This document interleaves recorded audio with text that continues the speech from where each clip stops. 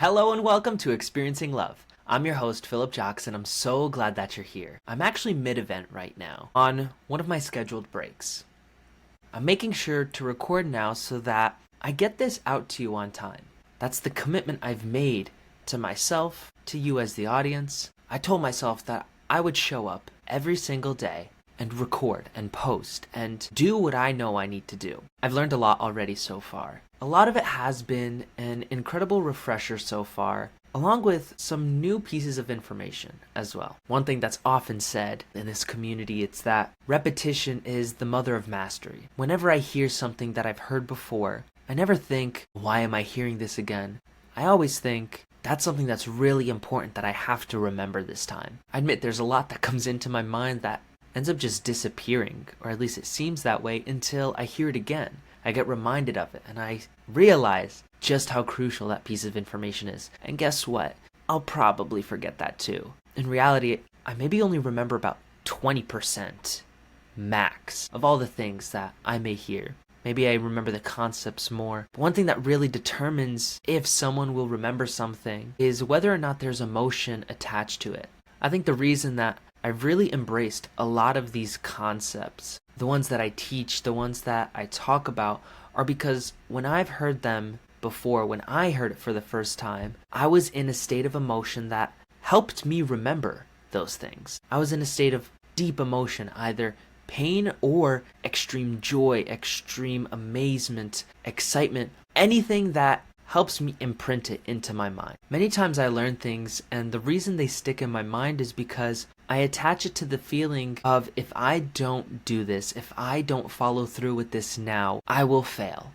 Or I won't get what I want. I won't feel the way I want to feel in my life. And one of the big takeaways I'm taking right now is, I'm the creator of my own life. And I know I've said that before, but sometimes it just has to get repeated and said in a very special way for it to really stand out again. I heard this great line before that pleasure is not the same as fulfillment.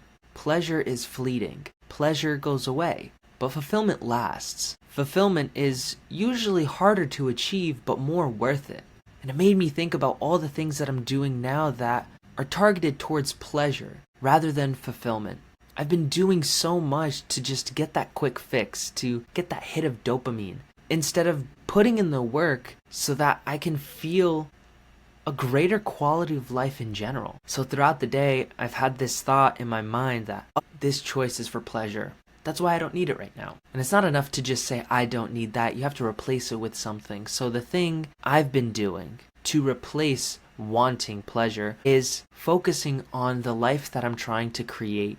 The life that I am creating, actually, which is a life going towards fulfillment, going towards depth, going towards meaning. And in reality, meaning and depth can be anything for anyone. It just has to matter. It has to matter to you, no one else. The things that are important to you are just that. They're important to you. They don't have to be co-signed by another person. They don't have to be allowed by someone else. They just have to be embraced by you. Embrace a life where you're doing what's best for you, where you're improving the quality of your life so that you can then improve the quality of other people's lives. If you're constantly in this low state and you're not able to give yourself 100%, people are only going to get a small portion of you, smaller than the one that you want to give, that you're able to give. So I want to stop seeking pleasure and I want to start seeking fulfillment. And for many people, that may sound like a bunch of woo-woo. It's some vague idea. It's this vague thing that doesn't actually mean anything. The reason I'm able to use the word fulfillment is because I know what it means to me. When I feel fulfilled, it's this feeling at the end of my day when I'm laying down to bed and I know that I'm proud of myself. I know that I've done the right thing and I know that I'm doing what's best for me. I do what's best for me because when I'm at my best, I give my best. I see it as a disservice to not be at my best. I see it as a disservice to other people when I half-ass my contributions to them. I see it as a disservice to other people when I'm in a bad mood and I bring down their mood, or if I'm hurt and I hurt other people. I almost describe this way of thinking as selflessly selfish. I'm selfish for the reason of wanting to give to other people, to be a source of light, a source of joy, a source of support, a source of gratitude. There's so much that I can give to other people, but but only when I'm at my best, really. And I also know that I'm capable of so much. I've just been weighing myself down. I've been shooting myself in the foot.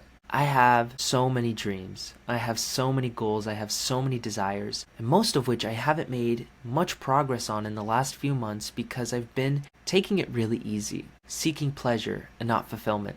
In achieving these goals and these desires, I need to do some really hard things. I need to challenge myself. And because of that, I need to create a focus in my life to do things that are challenging. If I have a problem in my life, it's because I'm asking the wrong questions. If I don't have the answers, because I don't have the question. The quality of our lives is determined by the quality of our questions, because our questions determine our answers and our answers determine our actions. Your life happens by your actions. And I've gone on this rant now, feeling a little bit scatterbrained, because when I'm in this environment, there's just this flood of information that comes into my head, and I get to spend the next few days kind of picking out bits and pieces, the parts that are important to me, the parts that work, and I get to make something of it for myself. I often believe that I hear what I'm meant to hear, I see what I'm meant to see, I meet who I'm meant to meet, and I experience what I'm meant to experience. So there's things being said that I'm not hearing.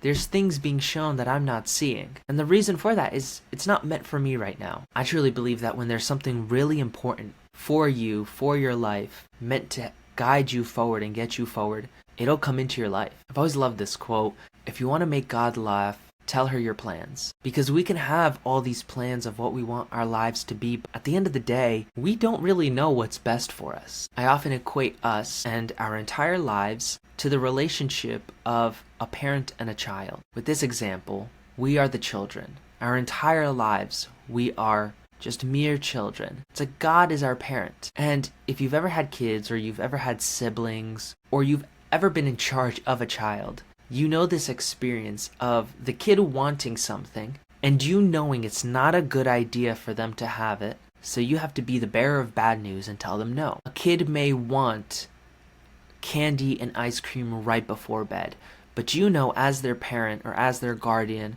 that it's not a good idea for a kid to eat those things right before bed. They're going to get hyper, they're not going to be able to sleep, and then they're going to have a bad night's rest, they're going to wake up tired the next day. So with the intention of helping them have a better day tomorrow, you say no. And in that same way, when we tell God what we want, and we say that this is what we want, this is how we want it, this is the life we want to live, God laughs. God laughs in our faces because in reality, we don't know what's best for us. We don't know that the challenges and the upset moments and the no's that we hear now are because it'll lead to a much better tomorrow. Yeah, we could be given what we want right now, but what's going to follow is extreme sadness or disappointment later. Pain, frustration is almost guaranteed. It's just what type of pain and frustration do you want to have?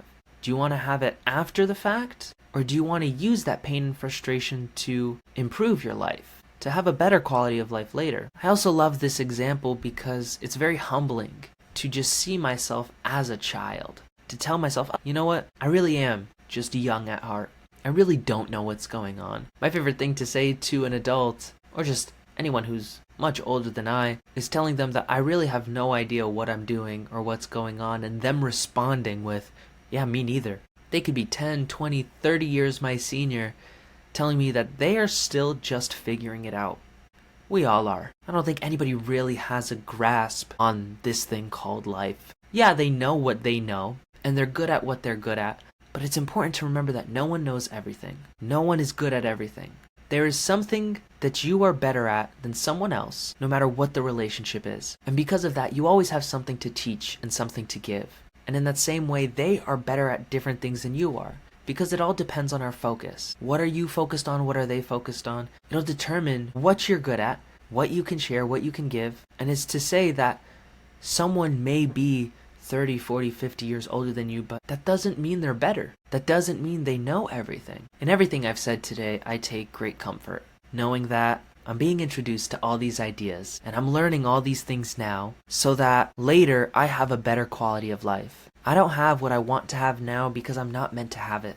I'm going to eventually, because I'm determined and I'm committed to create the life that I want to create. I don't think those desires are there for no reason. But the work, that I have to put in to get there, well, that's what God laughs at me for. Because I want it easy, of course, and I know, cognitively, I'm not gonna get it easy. It's going to be a hellish journey, one that'll make any destination seem like heaven. And in knowing that my destination will be a heaven, I enjoy this journey now. I enjoy this path now. Because there's always little glimpses of heaven. There's always little bundles of joy in our life. We just have to be open to see them. I don't care who you are, what you're doing, what's happened in your life. There is something to be grateful for. There is some joy to find. I'm not saying it's as easy for you as it is for other people. I'm not saying it's easier, but I am saying that it's there. And I'm open to it, as I hope you will be too. So the time has come for me to wrap up this episode. Plan to get ahead a little bit, so I might record tomorrow's episode tonight. And I'll use that momentum to create a better quality schedule for myself. One where I'm empowered to do more, to build more, to accomplish more, so that I could feel more fulfilled at the end of the day. Fulfillment over pleasure. That's my focus, at least for the next couple minutes. So as we figure this out together, I hope you have an excellent rest of your day. I know I'm super excited for everything else that is to follow, along with everything else that I plan to share with you. So for now, remember to always fill up with the love, and I look forward to seeing you in the next one. I love you.